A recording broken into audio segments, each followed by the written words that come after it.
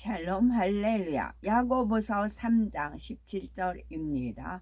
오직 위로부터 난 지혜는 첫째 성결하고 다음에 화평하고 관용하고 양순하며 궁율과 선한 열매가 가득하고 편견과 거짓이 없나니 화평하게 하는 자들은 화평으로 심어 의의 열매를 거두느니라. 아멘. 위로부터 난 지혜 여섯 번째 양순입니다. 다니엘서 5장을 보면 참으로 기이한 사건이 나오지요. 바벨론 제국의 왕 벨사살이 잔치를 벌이다가 하나님을 심히 만홀히 여기는 행동을 합니다.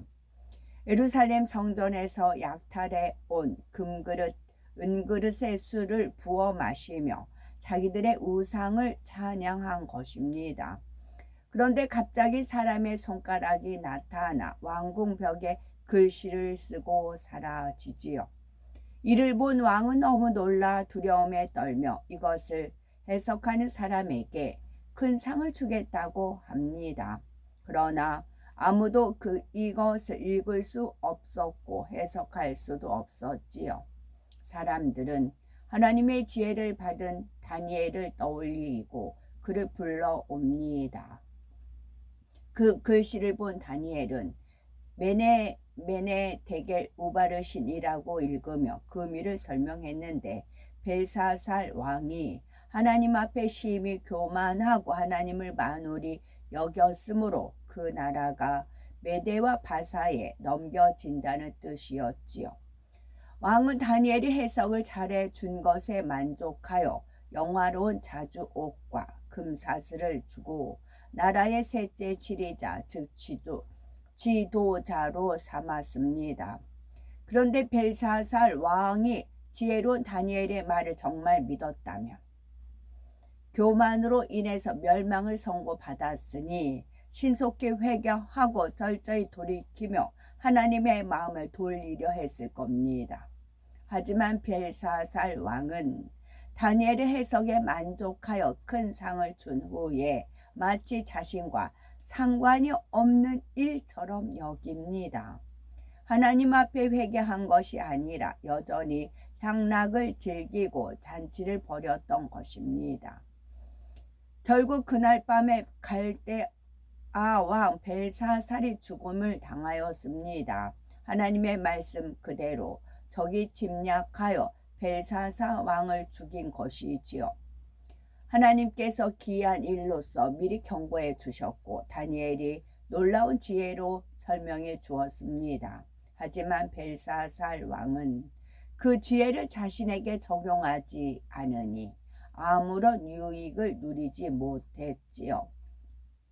지혜를 듣고 기뻐했지만 결국 자기 자신은 미련한 자의 길로 갔던 것입니다. 오늘날도 이런 사람이 많이 있습니다. 지혜로운 이야기를 듣는 것은 좋아하여 많은 책도 읽고 지혜로운 사람들을 가까이 하려고 합니다. 믿음 안에서도 하나님의 지혜나 영적인 세계에 대해 말해주는 사람이 있으면 더 많이 들으려 하지요.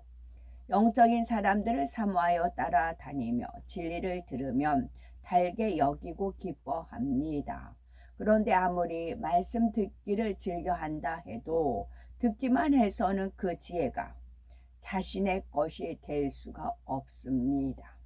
머리로 안다고 해서 지혜를 얻는 것이 아니고 마음으로 받아서 행하며 자신을 변화시켜야 얻을 수가 있는 것입니다.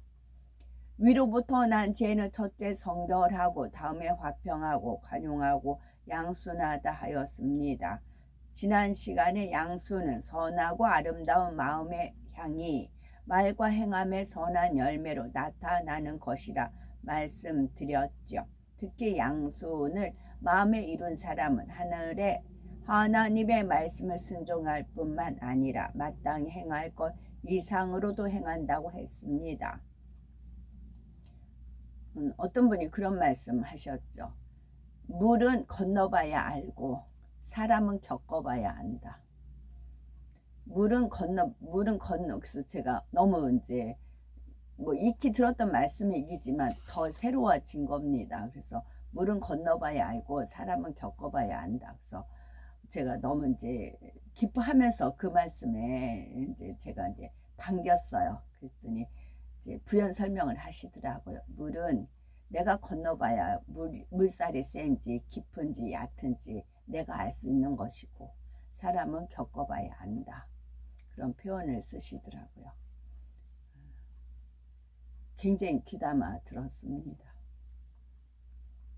양순이의 이제 이제 지금 딱 떠올려 주신 은혜는, 자, 물은 건너봐야 안다 그랬어요. 물은 하나님 말씀이에요. 하나님 말씀. 영적으로 풀면 물은 하나님 말씀이에요. 하나님의 말씀은 내가 체험해 봐야 알아요.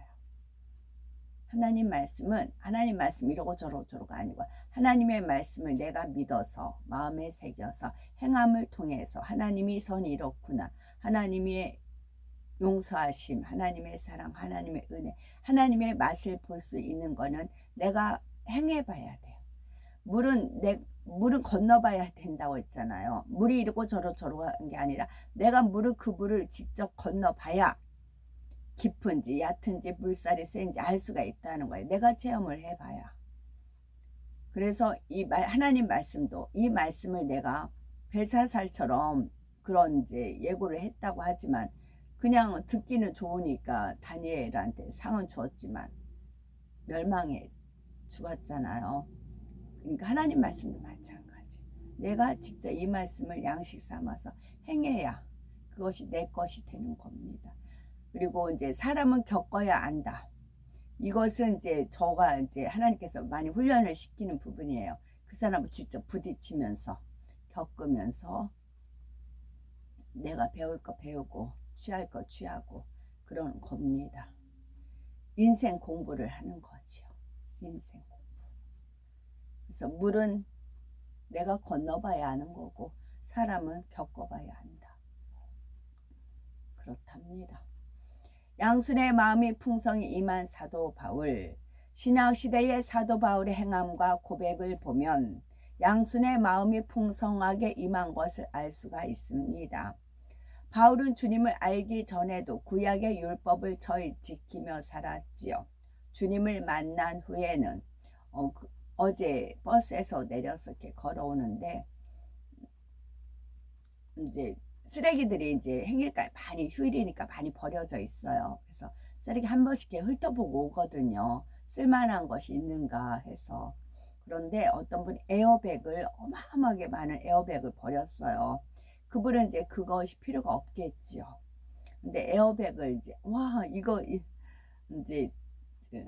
이거를 취하려고 걷게끔 하셨구나 하고서 에어백을 들고 왔어요. 그러면서 2025년 겨울을 맞이하기 위해서, 지금 겨울 다 갔잖아요. 이미 이제 에어백으로 저희도 이제 창문마다 다 막는단 말이죠.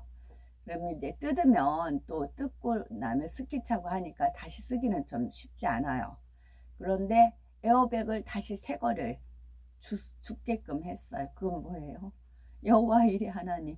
2025년, 2026년 겨울을 맞이하기 위해서 에어백을 미리 이제 축적을 해 놓는 거죠. 겨울을 대비하기 위해서. 그렇다고요. 주님을 만난 후에는 복음을 위해 자신의 모든 것을 다 드린 것은 물론 자신이 누릴 수 있는 것까지도 누리지 않았습니다. 예를 들어 고린도전서 8장 13절에 만일 식물이 내 형제로 실족해 하면 나는 영원히 고기를 먹지 아니하여 내 형제를 실족지 않게 하리라는 사도 바울의 고백이 나옵니다.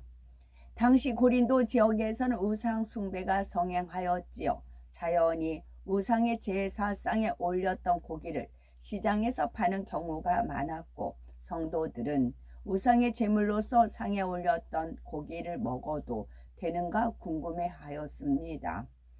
성도가 시장에서 고기를 사 먹었는데 알고 보니 그것이 우상 제단에 올렸던 것이었다면 이것이 하나님 앞에서 문제가 되는 것인지 궁금해했던 것입니다.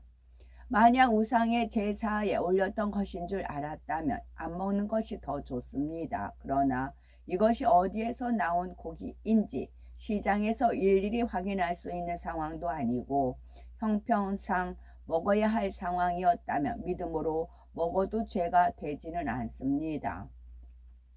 단순히 음식으로서 먹는 것일 뿐 우상 숭배에 동참하는 것이 아니기 때문이지요. 이는 디모데전서 4장 5절에 잘 나타나 있지요.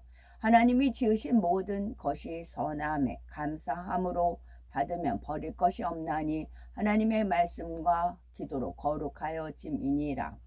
그러나 믿음이 연약한 사람들의 입장에서는 우상의 제단에 올렸던 음식을 먹는 것 자체가 꺼려질 수도 있습니다.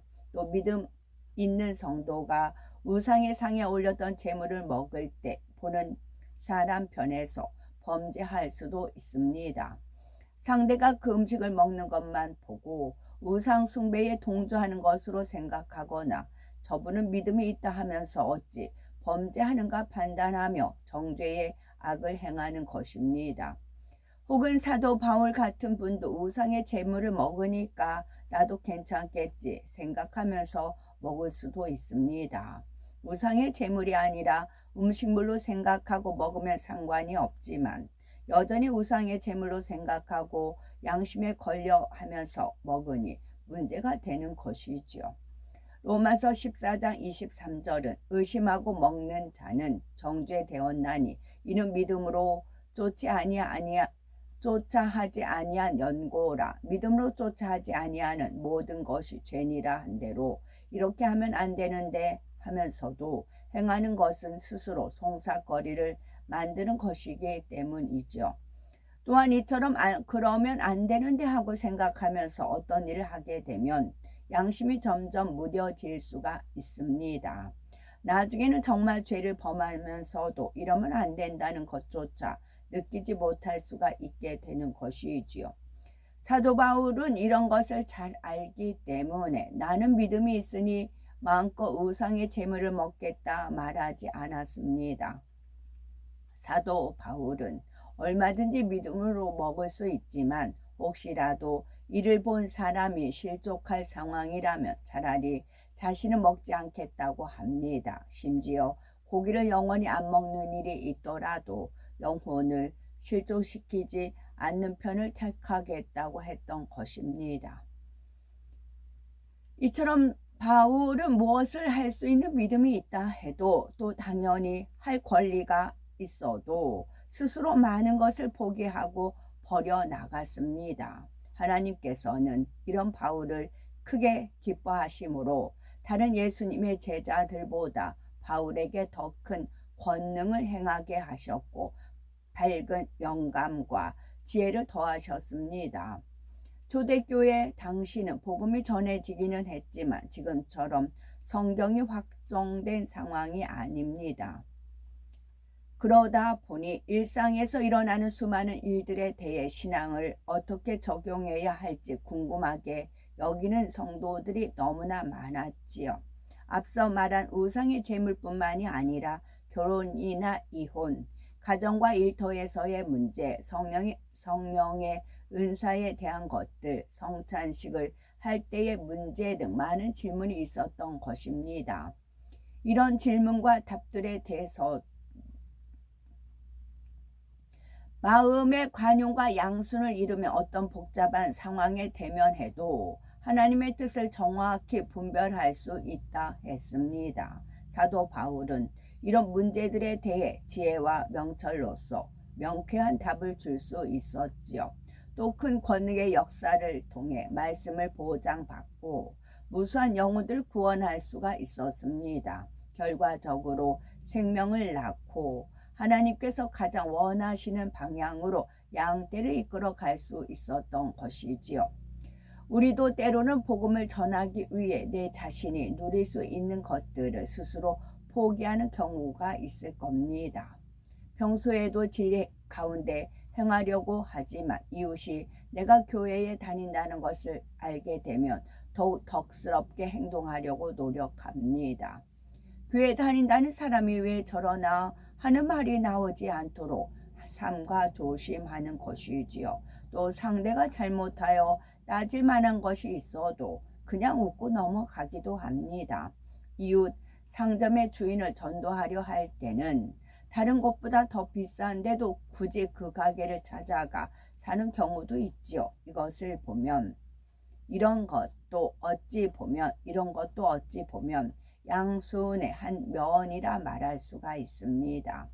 그러나 양순이 마음 자체에 임하면 전도하기 위해서만이 아니라 항상 선을 택할 수 있게 됩니다. 어떤 목적이 있어서 혹은 누가 보기 때문에 그렇게 하는 것이 아니라 하나님을 더 기쁘시게 하고 싶어서 그렇게 하는 것입니다.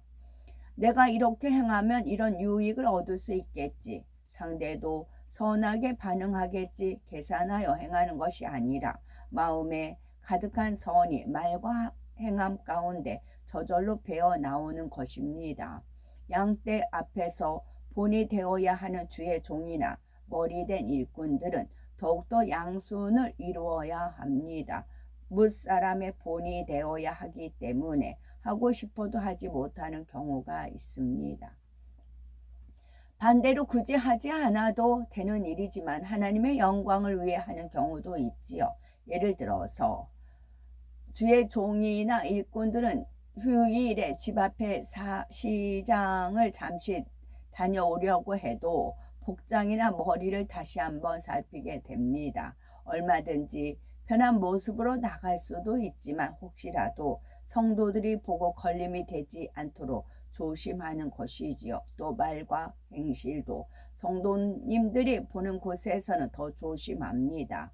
이 말은 마음으로는 아직 육을 버리지 못했으면서도 겉으로만 거룩한 척 외식하라는 뜻이 결코 아닙니다.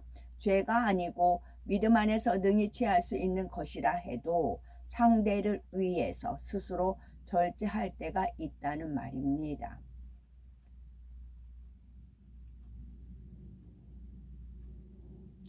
상대를 위해 또 하나님의 영광을 위해 자신이 취할 수 있는 것을 취하지 않는다면 너무 많은 죄악을 받는다고 여길 수도 있습니다. 물론 이는 각자의 믿음의 분량에 따라 하는 것이고 하나님께서도 모든 성도들에게 당장 온전하라고 강요하지는 않으십니다. 그러나 우리가 스스로 묶어서라도 하나님께서 더 기뻐하시는 것을 택할 수 있다면 이것이 참 지혜이지요. 마음에 사심이 없는 만큼 모든 것을 명확하게 분별할 수 있는 지혜와 명철을 얻게 되는 것입니다. 또한 하나님께서는 자녀들로 인해서 기쁨을 얻으실 때 그냥 기뻐하기만 하시는 분이 아닙니다. 땅에서나 하늘에서나 30배, 60배, 100배 이상의 넘치는 축복으로 갚아주시지요. 이 땅에서 취할 수 있었는데도 주님을 위해서 취하지 않는 것들은 하나님께서 다 기억하신다 했습니다. 그래서 천국에서 만들어진 집과 상급을 볼 때 내 작은 소망까지도 기억하시는 하나님께 눈물로 감사와 사랑을 고백하게 되는 것입니다. 그러므로 눈앞에 좋은 것들보다도 영원하고 참된 천국의 것을 사모할 수 있는 눈을 가지시고 진정한 축복을 취해 나가실 수 있는 지혜로운 우리 모두가 되셨으면 참 좋겠습니다. 아멘. 오직 위로부터 난 지혜는 첫째, 성결하고 다음에 화평하고 관용하고 양순하며 긍휼과 선한 열매가 가득하고 편견과 거짓이 없나니 화평하게 하는 자들은 화평으로 심어 의의 열매를 거두느니라. 아멘. 샬롬.